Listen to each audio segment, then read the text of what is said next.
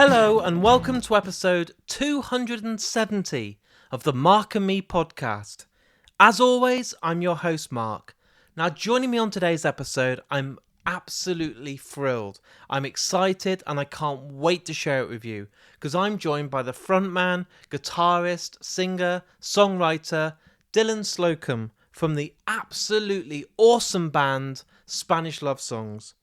I absolutely adore this band. I've only recently started listening to them, but honestly, they're phenomenal and I absolutely adore them. So to know that they're joining me on today's episode is genuinely a dream come true.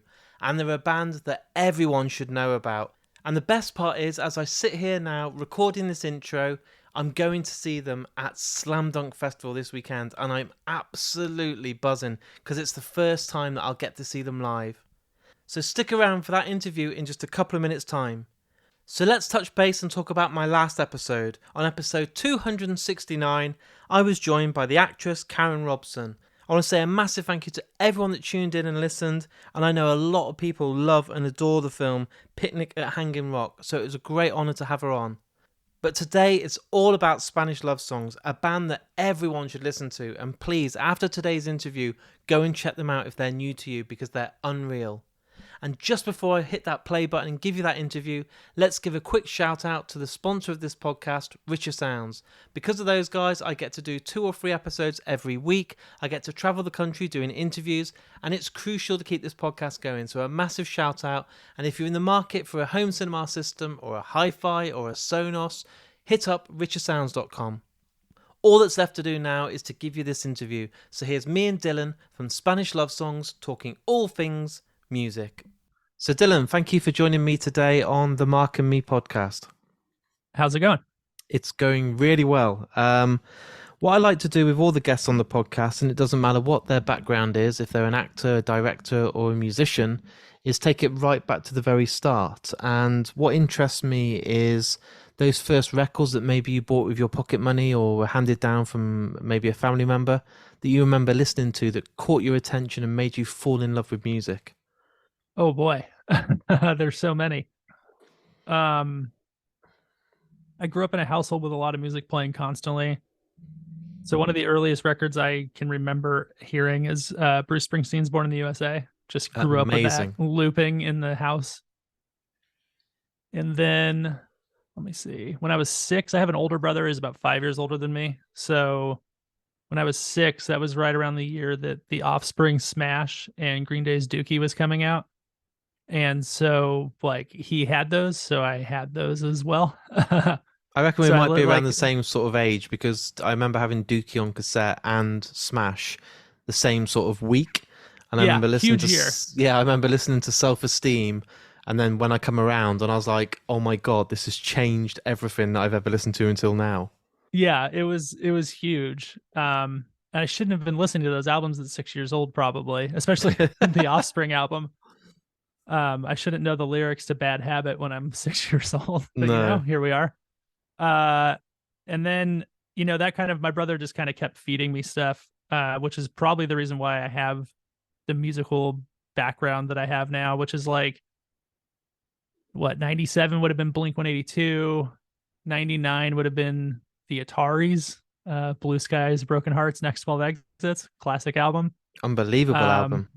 Unbelievable. And then band Homegrown, I don't know if you remember them, like a lot of stuff like that, a lot of SoCal pop punk stuff was really, constantly pumping through what we did. And then also like my dad's classic rock stuff, you know, Springsteen, Tom Petty, Bob Dylan, the usuals, sort of fused into this. Did you ever get to see Tom Petty live? Never got to see Tom Petty live. No, it haunts me forever. I had a ticket for the London show and I sold it because I was really skint. And then 6 months later, he died, and I've kind of never got over it. I'm like the one artist. I've got Pearl Jam ticked off. I've got Foo Fighters. I've got all these huge bands that I've seen, but for some reason, Tom Petty, I never got to tick off. Yeah. I have a few friends that have stories like that. If they didn't go to like the last tour he did. Yeah. So yeah, you're not alone. I know a lot of people who missed out. So with live music, I think it all changes. I think one of the first bands, and I've said this too many times on the podcast, so people already know this, but one of the first live bands I saw was Green Day, and it was their Dookie tour, and I remember going and seeing Billy Joe Armstrong with his guitar, and I couldn't believe that the three of them were making so much noise. I thought, is there another guitarist hidden away? But it Okay, really so blew my mind. this was before they had the fourth guitarist tucked This was away. before, yeah. Who's hiding behind, and I couldn't believe it. And hearing Trey on the drums and Mike on the bass, I just couldn't believe how tight they were, and just it sounded amazing, and that made me want to pick up a guitar and be in a band. But what were those first gigs you went to that kind of had that same effect? First gigs. Oh man. Sadly, I've never seen Green Day live. I was supposed to go to the Pop Disaster tour with Blink-182, and my older brother had an extra ticket, and then he gave it to a lady friend of his at the last minute instead of me. So I missed out on that. That is not cool. It was like his payback for giving me the bands to begin with, being like, yeah, you don't get to come to this though. I was like, I was like 12 or 13. I was so excited. But early gigs, I'm trying to think. I mean, a lot of cool if you're trying to hold back and there's a really no. I'm trying to think of like the earliest memories I have of music, because like I grew up going to church and we had like a really pop punk youth group, so we had a lot of like local shows for semi-Christian bands, like the band Letter Kills and bands of that ilk. But I think the first show that like I took money from my parents and bought a ticket to go to when I was like 13 or 14 would have been the Ataris, actually, because they were like my favorite band at that age. And I think I saw them and Rufio. And it was at the Glass House in Pomona, and that was like insane to me, because to this day the Glass House still feels like one of the largest venues on earth. I don't know why, just because I went to it so often, even though it's not that big. And just seeing them and being like, okay, like this is the type of music I like. This is the type of music I can play on guitar. Like this is interesting. Maybe not Rufio, they like to shred. And then another early show memory of mine, I can't remember what venue it was at. Maybe it was Chain Reaction in California. In SoCal, was Thrice. Thrice was like a huge band by the time I entered my early teens, like right when Illusion of Safety came out. I've got to be careful because Thrice are my favorite band of all time, and I'll end up just talking to you about Thrice for the next 2 hours. Listen, that's totally fine. One of my favorite bands, a great discovery. Like a friend of mine showed them to me and was like, "This is my favorite band. They're gonna be your favorite band." And for a while there, they definitely like were up there with just, favorite bands could do no wrong in my eyes, and I think still can do no wrong, just in the fact that a lot of people have burnt out or done the same thing repeatedly, and they're always changing it up, and it's always interesting. And like, I've never dropped off of them compared to like the amount I've dropped off of other bands. Well, them and Radiohead, I think, just keep exploring deeper and adding new dimensions and not playing it safe. And I know a lot of the fans on the forums are always like, just play Deadbolt and the early stuff again. But I love the fact that they are now having all these synths and just complete different breakdowns. And I think Dustin's vocals have got better and better through time. And I only just saw them recently, and they are fucking awesome. Like, they're just incredible.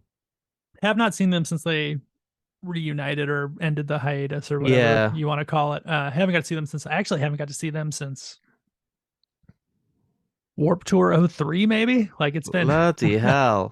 Yeah, I saw, like, I had a period of going to shows constantly when I was in my early teens.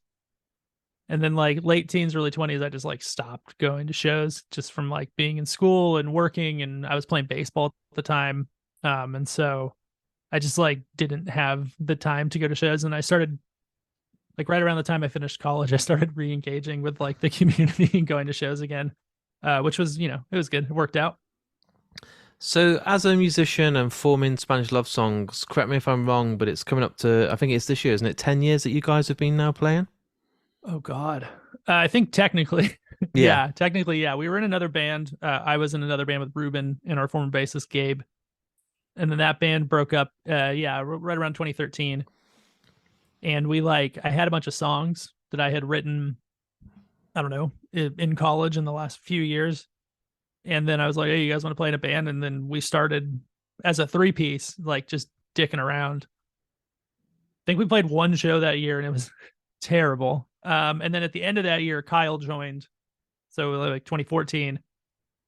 Then the first album 2015. Yeah, so that makes me sad to say that it's been 10 years of like kicking this stupid idea around. But I mean, in our current iteration, I like to say that the band really started in 2018 when Trevor joined, because like every few years we've done something that like changes the band pretty significantly. So Meredith joined, then Trevor joined. And so now I feel like we're in like the true era. But yeah, I guess on paper, 10 years, which makes us sound old as hell. It's crazy at the moment because here in the UK, loads of bands are doing like 20-year anniversary tours. So there's bands like Head is for Heroes, 100 Reasons, In Me. Even Thrice actually are doing I think it's The Illusion of Safety 20 anniversary. And I'm like, Christ, I'm old. Like, yeah, I am really old. But I suppose you're looking at it as in then with your lineup and it being stable and the kind of writing that you want. What, 5 years now you guys have been pretty secure and happy and no major changes? I'd say that like pre 2018, the band was kind of a joke to us. It was just like a thing that we did. We were all still working in our careers and like trying to make it, doing other things. And then in 2018, we put out Schmaltz, which like people started paying attention to, and we started touring, which was like a big game changer. But like, I don't know, I was 30 when that happened. So it still wasn't like, this is what I'm doing with my life. And then like the tours just kept coming and it kept getting bigger. And then, Trevor joined and the writing changed and kind of like what we were setting out to do changed. And we were like, oh, maybe this could be a like nice working class life we can build for ourselves for a few years. And so that's kind of been the push. And then obviously like since 2020, it's been a lot different too. So like the last 3 years, I mean, do they really count? Because we haven't really done much. So, but I guess, 2018 was kind of the year where it like became a job versus previous to that, it was kind of a hobby.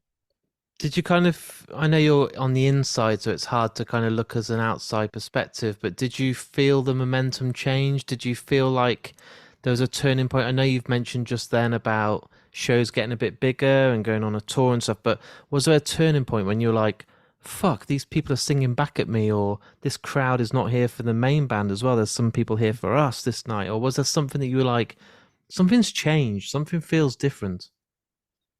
No, I have a really hard time, like a really hard time with that. Like I think I consistently underestimate what we've done. And because I'm never happy with it. But I mean, you obviously notice like, wow, we're not playing to 10 people, we're playing to 100 like that. Yeah, you notice that. Or like, the show we announced in London last week, like granted major underplay for us, like intentionally, but just given the slam dunk of it all, but it sold out in like a minute. And we were like, oh, that feels pretty good. That's cool. But to me, we still suck and nobody likes us. And like, I don't know why we're doing this. So it's kind of why are you so hard on yourself when you're getting such good numbers and there's people really raving about you? Easily one of the most talked about bands on the Slam Dunk lineup when it came out was everyone was raving. Is it just a bit like hard because you're quite humble? Are you just kind of like, oh, I find it awkward that people are loving us? Or no, I want to be loved. I want to. We have this discussion constantly. Not like I have this discussion with people I know who talk about like it's expected of bands like us to be kind of like overly humble and self-deprecating all the time, and it's a habit I fall into. But it's like, no, we're good. We know what we're doing. Like we can be a good band. Like more like us. We want to be liked. We want to be a popular band. To me, I'm just not ever really satisfied until I don't know when I'm gonna be satisfied. But like the one I'm currently at is like, when does it feel more sustainable? Like I'm not holding this together with glue and like it could fall apart at any minute. Which maybe that doesn't go away either. So I don't know. I don't know where it lands. But surely a bit more surely a bit more glue comes along when you sell out a London show in a couple of minutes. Like that's pretty awesome. That's a big thing. That's a big venue here as well. It's a respected venue, and close to summer season when everyone's spent all their money, every band in the world is touring. That's a massive pat on the back. Yeah, and like I'm not ungrateful. Like No, of course not. we really love everything that's happened so far, and like when we set out as a band, our number one goal was to have zero expectations, because that way anything that happens to you is the coolest thing on earth. And so like this was a joke and we've got to tour the world with it, and that's amazing.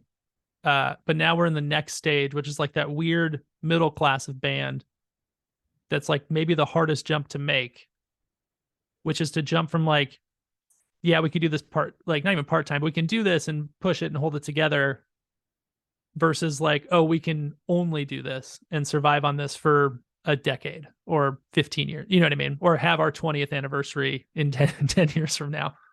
So that's like, I guess that's the next stage. It's also just who I am as a person. I don't know if I'm ever happy. I don't know if I'm ever happy, period. No, I'm just kidding. But like in the moment, I think I have a hard time recognizing. I feel like that's pretty classic, recognizing that things are good versus like what's next, because that what's next is what got me here. And so like a goal means not, like the journey is the real reward, I guess. So like screw the goal. Okay, I hit the goal. Well, like what's the next goal? Because the next journey is what's going to fulfill me. But it must be really weird because we're talking about what the next goal looks like, but there is no goal because you had no expectations and set yourself no kind of. I know. Weird. It's I'm a contradiction. It's a constant battle to lower your expectations while also hoping that everything will work out and you'll be wildly successful and you can do more things that you want to do. I've had many bands on here and some really successful bands like Incubus and Feeder and Everclear that have been there and sold millions of albums, Jimmy Eat World. And they kind of never had these kind of targets for themselves. They never kind of said, right, we want to headline this festival or we want to sell 1 million albums. But, all of them have said the same answer, that they've kind of gone way further than they could ever have anticipated. Are you at that stage now when you've sold out London, you're playing, getting to tour the world because you said like it was just a joke that got you to go around the world, or because now you've got such a solid lineup, you're writing your best music, you're having so much fun, surely you've kind of got in your head like, well, hopefully at Slam Dunk we can fill that tent or get a massive crowd, and then the next time we come, we'll go a bit further up the poster. And oh yeah, I'm wildly narcissistic. Like if we showed up and the tent was empty, I would be crushed. You know what I mean? Like if that London show didn't sell out, I would be completely heartbroken because it is supposed to, given like where we are and like what the venue, like, you know what I mean? Just of course there's certain things that should happen and not should happen because nothing's a given. But I think when you're trying to map your trajectory as an artist, because there's like two sides. There's like I would write songs regardless of what this band was doing, and that's fine. They could exist in this bedroom, wouldn't be a huge deal. And then there's the business side, which is like we are a business that functions and like are trying to grow and do like keep it going in a broader sense. So like mapping the trajectory of the band is like, when the things that should happen are happening, then you're like, okay, we're doing good. And as soon as the thing that should happen in your head doesn't happen, you're like, oh no, you know what I mean? Everybody's just hoping to have like 2 or 3 really good, like massive years and then just kind of ride it out from there. Or, a band like, I don't know. I always joke with our team that like people like, what would make you happy? Do you want to sell X amount of records? Do you want to do this? Do you want to sell out this many people? Or like somebody will be like, would you rather play to 10,000 people a night for a year or 1,000 people a night for the next 10 or 20 years? And I'm like, I'm the latter. Like I like a band like the Mountain Goats. Like I just want to do my thing and reach the people that I can reach and like sustain long term, because this is the best job on earth. But I think the constant fear is that it's not going to be your job anymore if it like falls apart. So yeah, I think it's a weird, I don't know. It's a weird thing to be a part of because you simultaneously don't want to care at all and just enjoy the ride, but you also want to keep the ride going as long as possible. I guess it's like a weird roller coaster you don't want to get off of. Like you just want to keep going. until like, somebody's like, no, the ride's over, get off, like go back to your job. And then you're like, damn, all right. I can relate, and I can put it in the same context as this. The podcast has been going nearly 5 years, and there's been highs when I've got people that I couldn't even dream of having on, and then I've obviously had weeks where I'm like, why is no one listening this week? Where's all the people gone? And Yeah. it's ups and downs all the time. But I feel like you guys are on your roller coaster going towards the highest kind of drop coming, not to fall, but just to keep going high. Like that London show blew my mind. There was people like I couldn't even put my card details in quick enough and it sold out. And over here, Slam Dunk is such a respected festival. Like, look at the lineup; it's incredible. And to see yourself on that poster, you must be absolutely loving it. Yeah, I mean, of course it's a great feeling, especially to see us on a poster with like a band like The Offspring, who are literally one of the reasons that I started listening to music, and do any of this stuff. And so yeah, it's an incredible feeling. And we definitely try to we try to keep that in mind, and like obviously not take anything for granted. I'm excited just to be at Slam Dunk. Like we're playing early enough in the day that I can like play our set and fuck off, which I'm very excited for. Well, I'm going to be there for Just kinda both wander days. around. I'm going to go to the north and the south because I'm like, I really want to see Enter Shikari and Billy Talent. I'm like, they're incredible bands and Holding Absence. But then on the other stage, I'm like, I really want to see the Offspring because we talked about them today.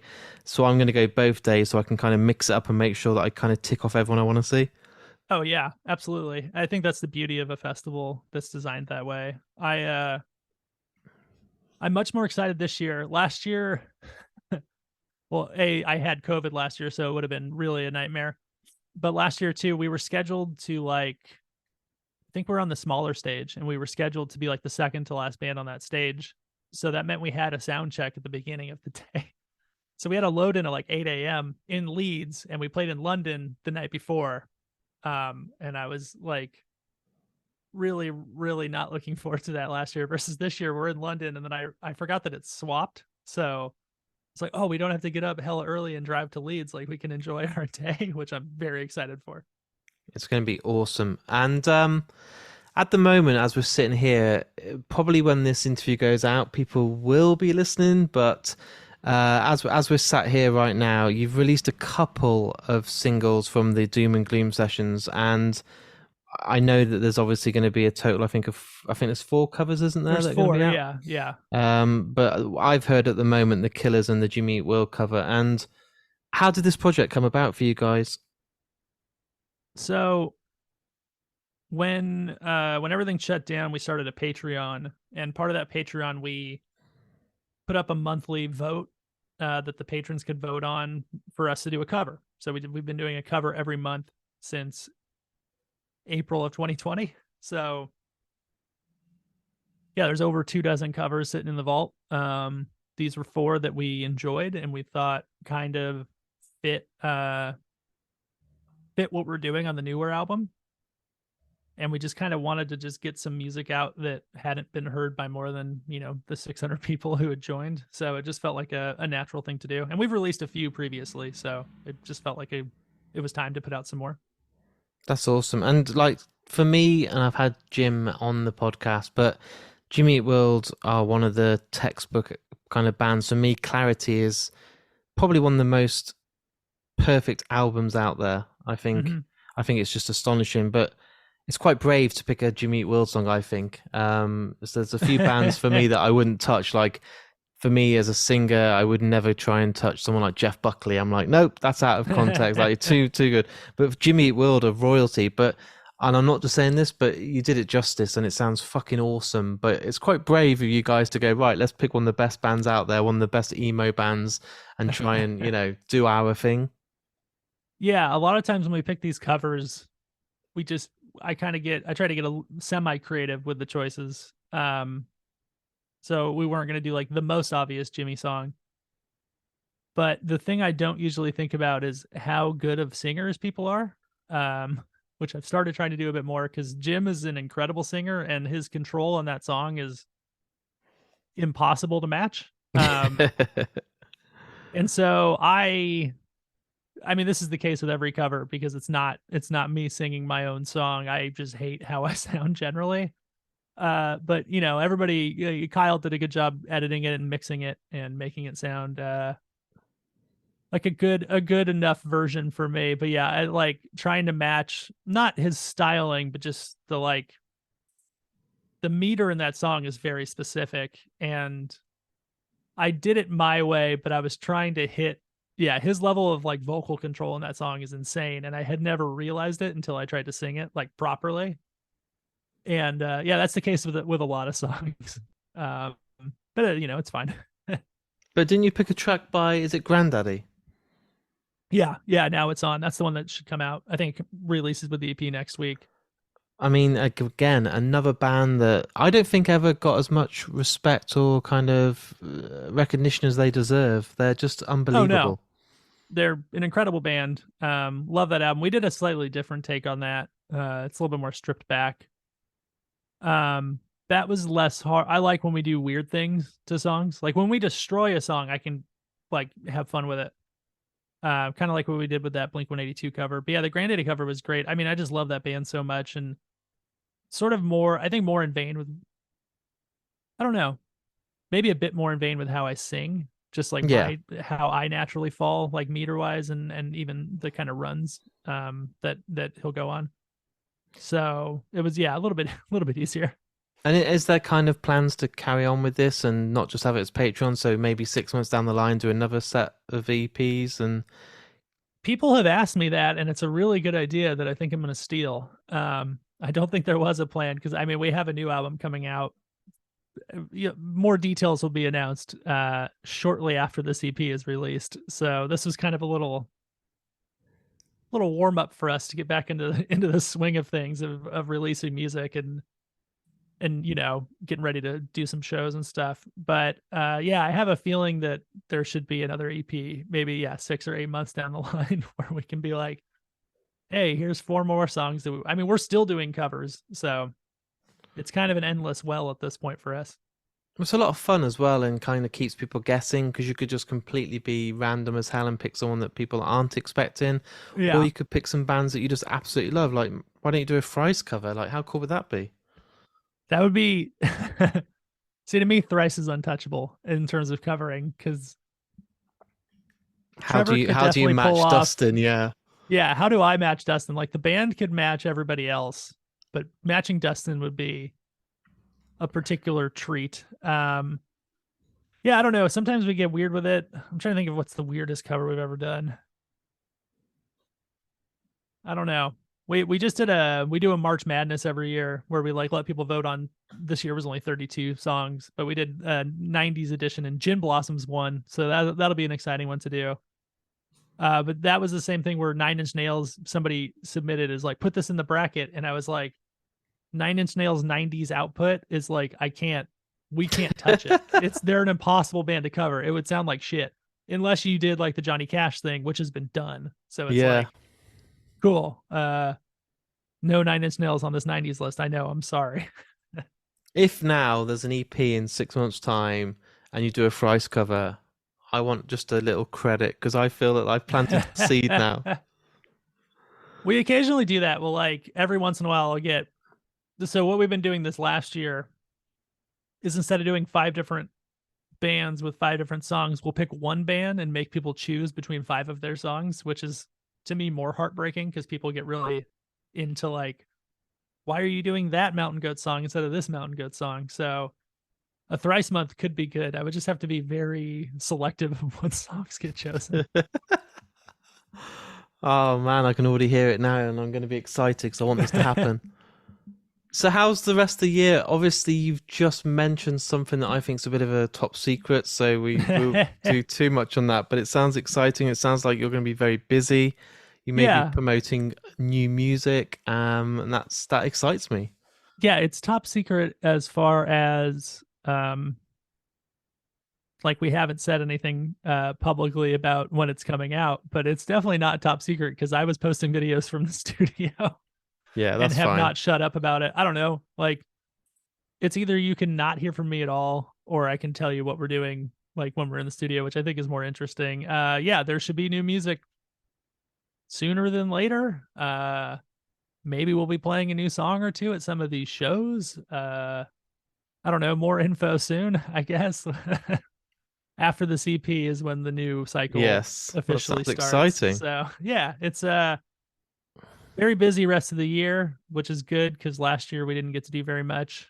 Um, yeah, just ready It's to a good like, time, isn't it? Because all the bands are playing up for lost time. You got locked away for 2 years. yeah, Anyone that was doing a job in an office could still work from home. People in bands couldn't. They suffered the most. So now I think it's a great time. I can go and see bands that I didn't think I'd get to see for another 5 years, like Tool, yeah, Paramore, all these bands, and they're playing all the time now. It's great. yeah. Everybody's like really, really, really back to work. I think we got a little lucky actually in that we didn't like. I feel like a lot of people went right back into the studio, and so then they were hitting their cycles, which are kind of wrapping up soon, and we're like, hey, we're back. Like, we took our time, which was not by design, just by the matter of life, and we had all given up jobs and apartments when everything when we went on tour for Brave Faces, and then everything shut down, so we all had to like find places to live and went back to work, and so that definitely impacted kind of just the time frame of everything. But it's good to be back to it and back at it and have a runway that we can see and try to do the things that we're basically have a proper touring cycle versus the 3 weeks we had for Brave Faces.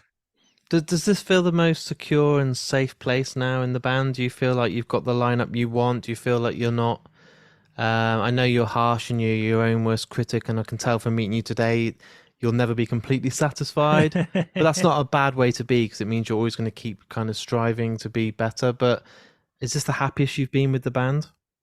Yeah, absolutely. This is definitely just like we're firing it like on all cylinders. This is the best we've ever been.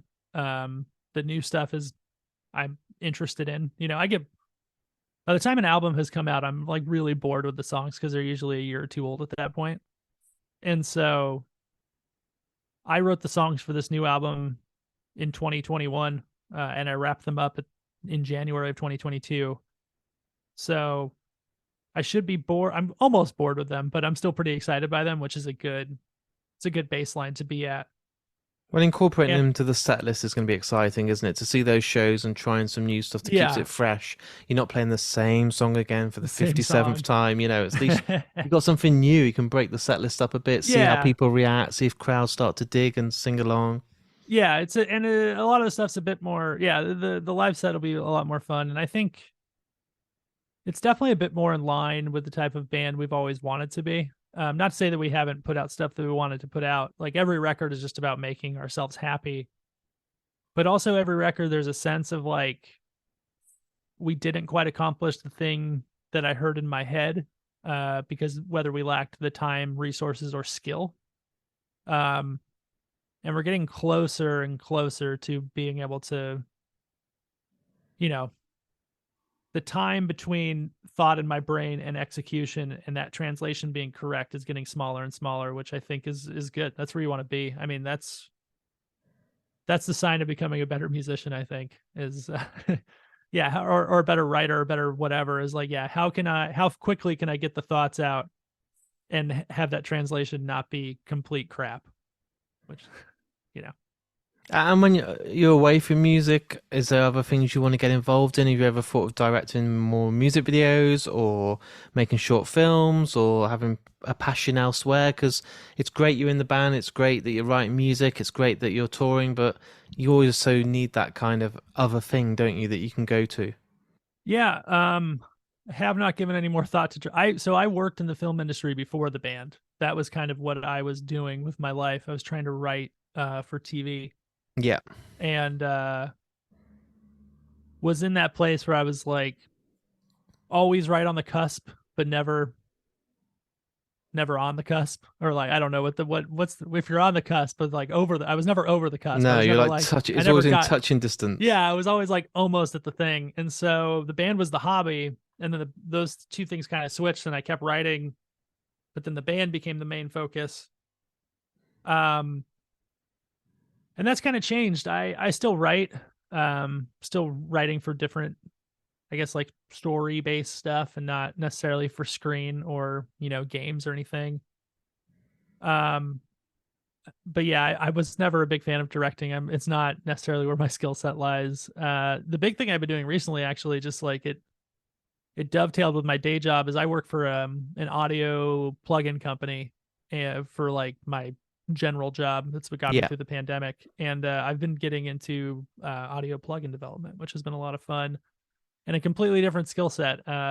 Teaching myself how to code in my 30s is not how I thought my life would go, but actually it's kind of interesting. So, It it is blows what my it is. mind. Like I'd studied at university and I did music technology and engineering and recording and using stuff like Cubase and Pro Tools. Yeah. But now it blows my mind because I was always into just having the hardware and the actual physical plug-in devices and all the different MIDI stuff. And now it blows my mind that you can get these incredible apps. And I sound like a granddad. I'm only 41, but I blows my mind now that you can just get this tiny little plug-in that does everything that you wished you could have had when you were a kid.